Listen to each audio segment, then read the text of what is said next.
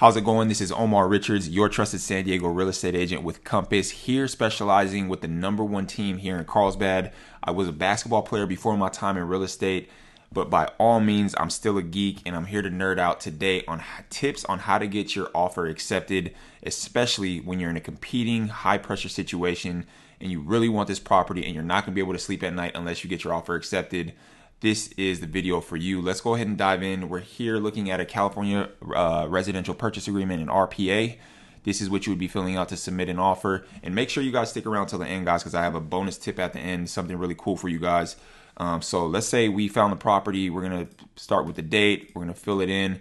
Not going to do all that right now. The first thing you want to do to make sure you get your offer accepted is to have a fully underwritten pre-approval. You know, a lot of times buyers, they come in, they have a pre-qual or a pre-approval. But if we want to make a great first impression to the listing agent, to the seller, show them that we're really serious, we want to submit our offer, our first offer package with a fully underwritten pre-approval. It looks really strong to the seller and the listing agent.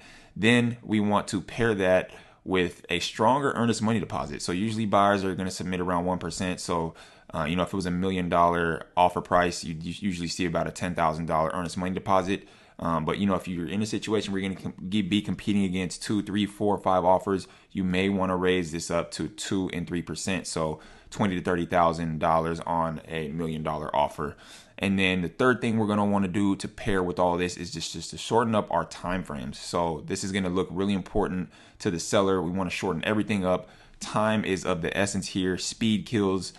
Sellers want to see quick, everything closing as quickly as possible. Close of escrow, contingencies, everything. So we want to shorten everything up here.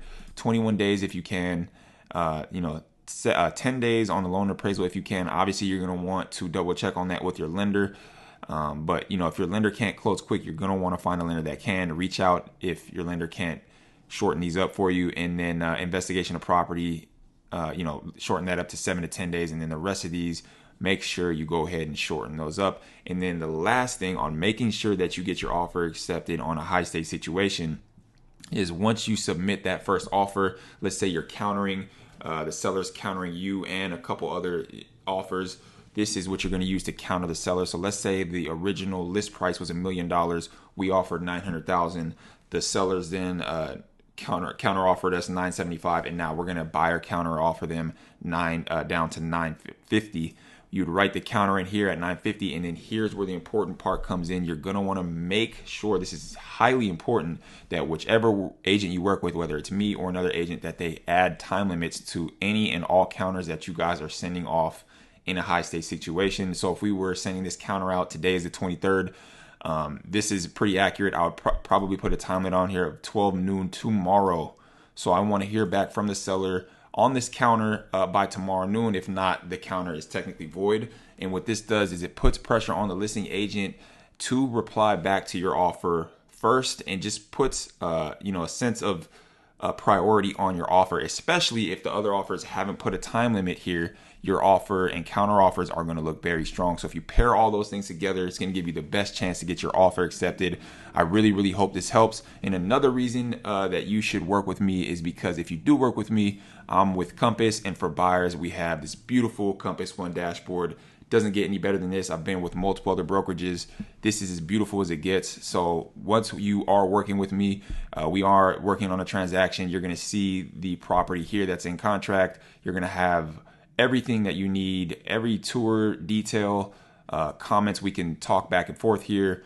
You're going to see when the offer was accepted. You're going to have a timeline. You're going to have alerts when your earnest money deposit was due, when the home inspection is due, when the appraisal is. You're going to have detailed alerts on everything up until the final walkthrough. And then we also have the comparative market analysis, and then any other properties that come on the market that are comparable to ours that we're going to be competing against, those will pop up here. So super cool dashboard that you will get if you work with me. Anyways, I hope this helped. This is Omar with Compass. Feel free to reach out if you guys have any questions, and see you on the next one.